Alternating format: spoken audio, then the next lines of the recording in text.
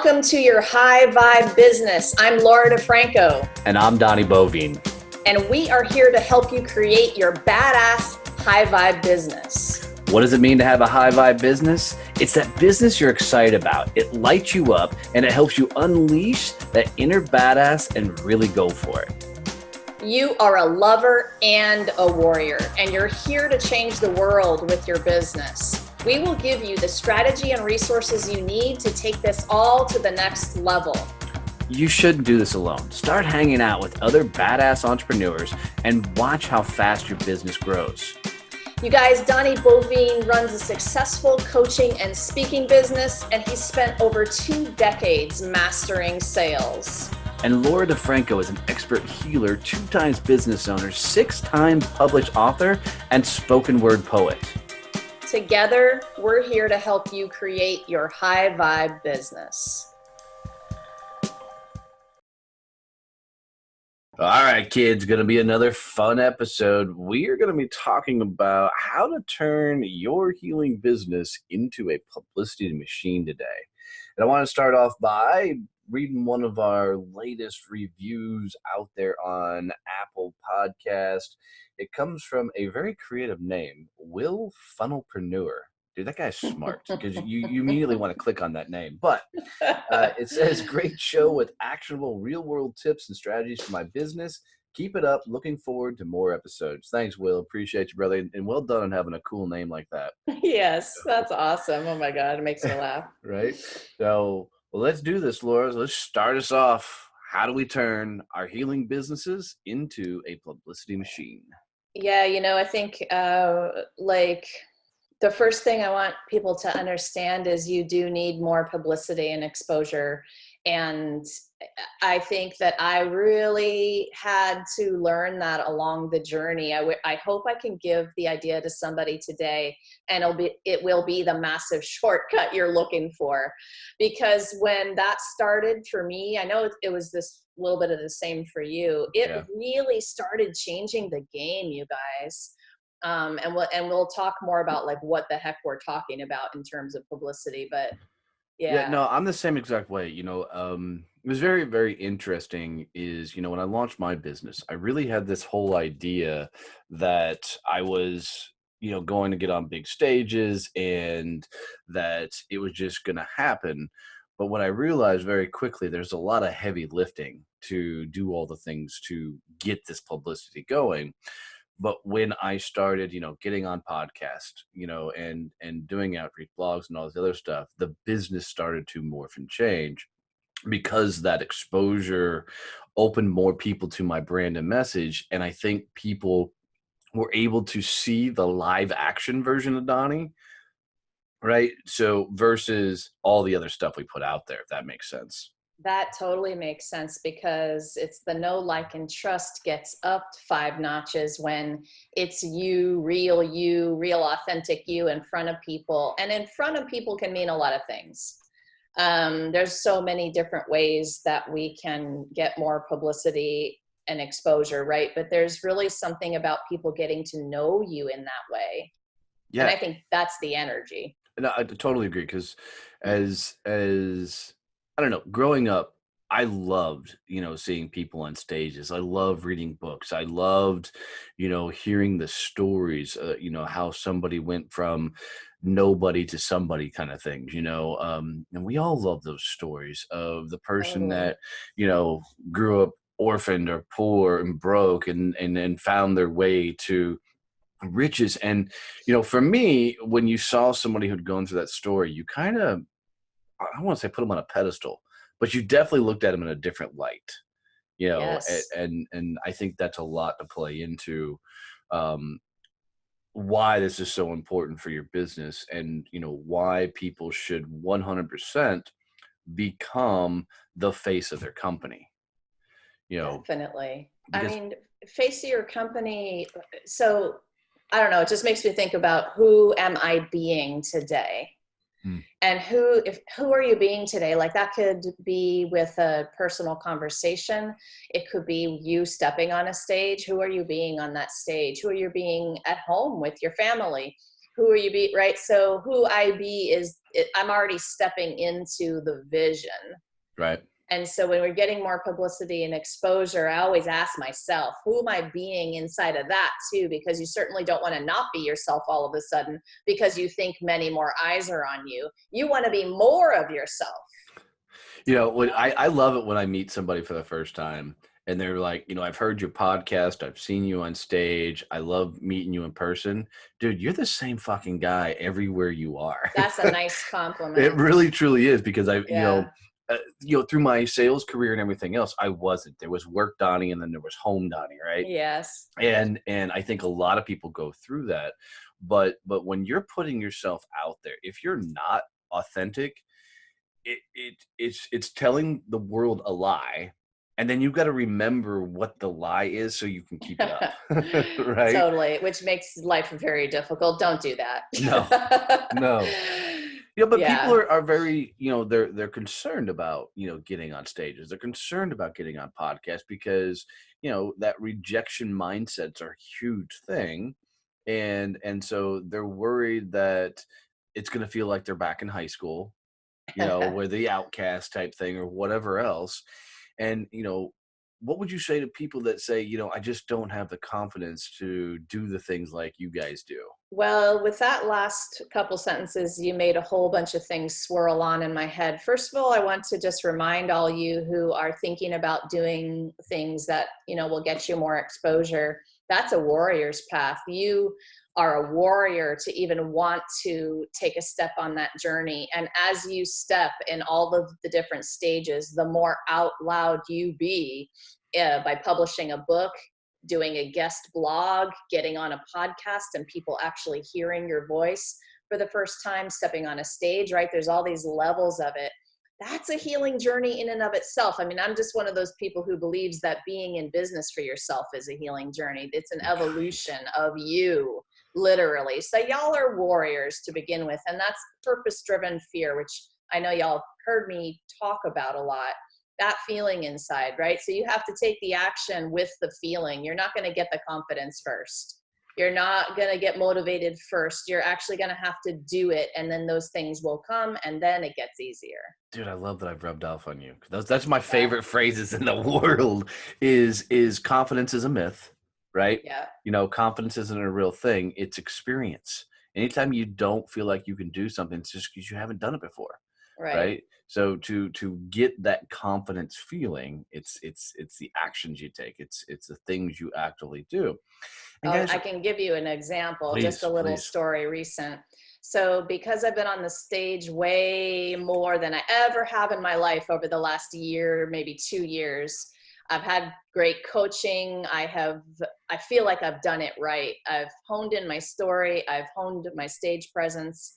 I know what to do and say. I love the feeling of it now, but still.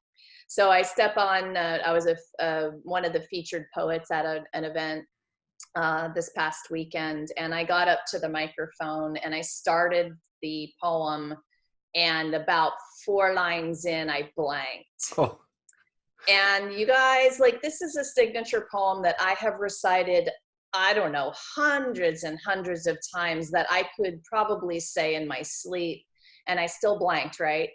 And so here's the cool news about this, because that's probably a lot of y'all's worst fear, is that something would happen when you're in the middle of your story or doing your thing, right? Well, guess what? That happened to me.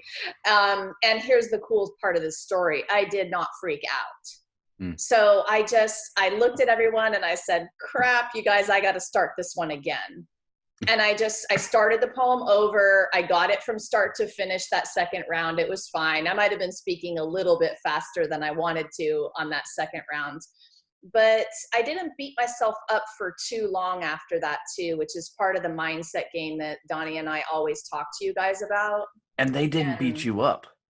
No, they were very supportive. Right. And poetry crowds are pretty awesome anyway, but guys, right. and I've got a very similar story. This is so fun. I love doing this. I've spoken on the same thing, tons of stages, thousands upon thousands of people.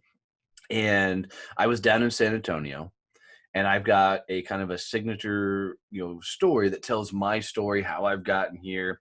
And I got an acronym that I use every time. right? And it's the word relax. And, I take people through.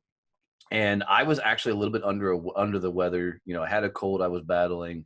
So, but I was part of my job is to show up, right? So I was going to show up and give them everything I had. Well, I'm up there on stage, and you got the head nods. You can tell people are into the speech, and I'm spelling out my acronym relax, and I go R, and I go through it, E, I go through it, and then I go to X. And as I get, as I'm to explain an X, I'm going through it, and then I realize, oh shit, I totally forgot the L, I forgot the A, and so I stop. Oops. and I look at the crowd, and I said, sorry guys, I forgot the L and the A. Just listen and take action. And it's Rex. Yeah, really. and that's what everybody started calling me was now all my fans, because we were doing it live, were calling me Rex, and the guy that went down there with me would call me Rex. But the funny thing is that crowd had the opportunity to eat me alive, right? Because I couldn't even remember my own shit. And they laughed and were so supportive. We had so much fun with it. And we just went right back and did the other letters. And it was fine. They're taking notes. And guys, the response afterwards about how awesome and powerful that speech was, I'm sure the same thing with your poem, was so cool. So, here's the truth. If there's any nervous energy about getting on podcasts, speaking on stages, writing your book, starting a blog, doing all the stuff that we should be doing to get publicity, getting interviewed on TV channels and, whatnot, is if you're just you're going to find that people will champion you, right? Definitely. Because the courage it takes to do this stuff is a real thing. And you know what? Here's a little catch-22 that I just thought of. You know how some people might say to you, well, Donnie, like I need to practice first. But guess what? You're either doing a podcast recording or you're doing a speaking engagement. I mean, yeah, you can sit and practice and rehearse your actual speech, but what you can never practice is the actual experience. Yeah. So you have to take the action and actually do it for the first time, no matter how practiced you think you are. A podcast interviewer might throw you by asking different questions, or they might be in a conversation that goes in a whole nother way. Well, sorry, but you can't practice that. All you can do is be yourself. And what's fun about that, I think podcasts in themselves have been one of the greatest things that helped my speaking game, because they'll sometimes ask questions that you're like, ooh, I've never been asked that before. Right? I know. Let me give you 2 seconds, and then you're in and respond, but it'll help you. And I think the greatest speakers in the world are very quick on their feet. Yeah. And can just flow and, go with whatever's in the moment. And, Laura, you're just like me. You like the interaction from the crowd. I'd rather walk off the stage and get out amongst the people. Yeah. And freaking get that feedback. My speech is always getting tense when somebody raises a hand and goes, hey, can I ask a question? Hell yeah, let's go. Right. Yeah. That's that moment to get in there. But, the whole point of this thing is you've really got to become that publicity machine. And it means you've got to, being reach out for speaking engagements. You need to work on blogs and become a guest blogger. You need to, get on podcast and get on interviewed on lives and doing all the stuff. Now, full disclosure, Laura and I, for a lot of our businesses, was doing all this heavy lifting ourselves, doing all the reach outs. We both have people that help us do all this now, because we built our businesses to a level that we could justify bringing on a person to help with all this. But for 2 years of running my business, guys, 2 years, that was on me. Yeah. To reach out, to get on podcasts, to reach out, to get on, blogs, books, everything along those lines. And that's not that hard, you guys. You really just get on the Google. The top 10 speaking gigs for whatever the topic is in my area, start local, make it easier on yourself, branch out from there. This is not a hard thing, but there's going to be a point where the tipping point comes and you just don't have the time. You need somebody on your team to do the reach outs for you so that you can keep your gigs consistent. In the beginning, though, Oh my gosh, top 10 podcasts in the area of healing. I immediately got a list. I started filling out applications, and that's the start. You just got to go ahead and find them and apply for them and get your first one or two. And then fun thing happens from there is that once people are hearing your voice and your story, you're going to get more people reaching out to you. Hey, do you want to be on my show? Yeah, That happens after a while, but you need to build the momentum to get there a little bit. absolutely. And the fun thing about podcasts, 'cause I think they're the easiest to get on and do, is it's an email. Yeah, You easy. find a show that you want to, get on, be interviewed on, or whatever. You go to their website, you find their contact information, you send them an email. And a lot Yep, of the bigger shows have, hey, apply to be a guest on the show.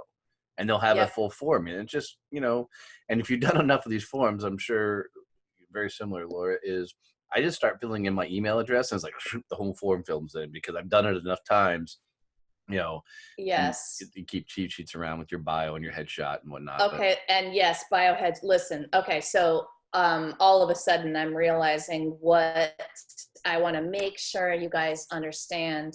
Please don't submit non-professional headshots. yeah. So listen, I'm totally giving my own website a plug today on this spot, bravehealer.com. My main opt-in freebie is a checklist. These are the 10 things you need to do before the publicity and exposure, you guys.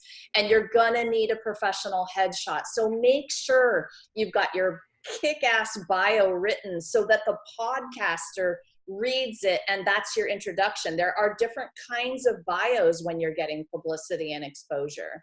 The blog bio is a slightly different than the podcast introduction bio. Yes. Just know that, and you're going to need to word them differently.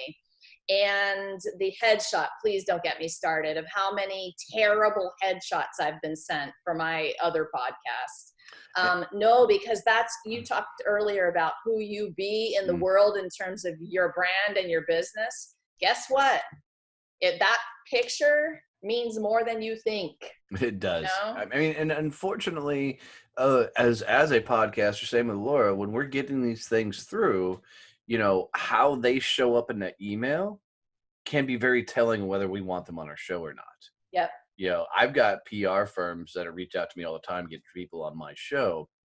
And I only work with really one main PR firm that I allow them to send me guests because they freaking kill it. But they, have a very specific format. They know exactly what my show is looking for. And they send the picture because they know that I'm looking for a very particular vibe. And they'll say things like, dude, you should see the tattoos of this gal. It's things like that they do because they know what I'm looking for, Yes.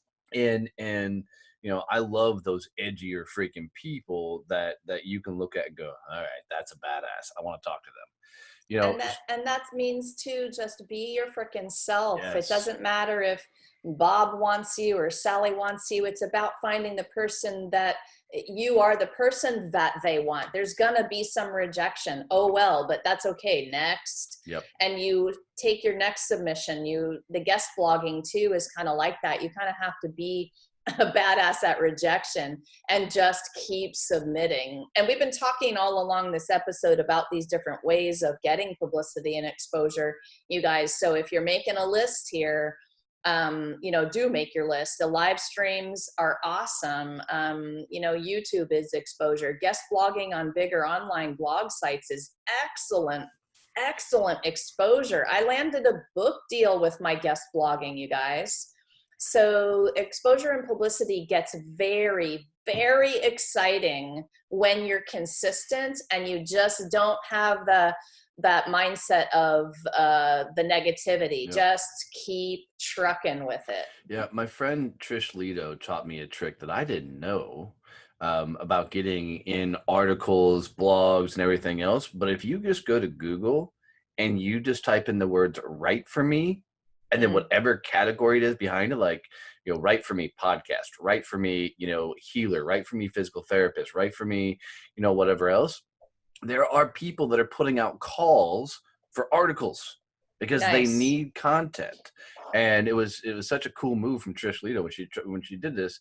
And I immediately went right for me podcast because I'm like, okay, that's an easy low hanging fruit for me. And I Nice. submitted off several podcast, articles. I did Write For Me Badass, and that's how I got the UK, article that Laura helped me write.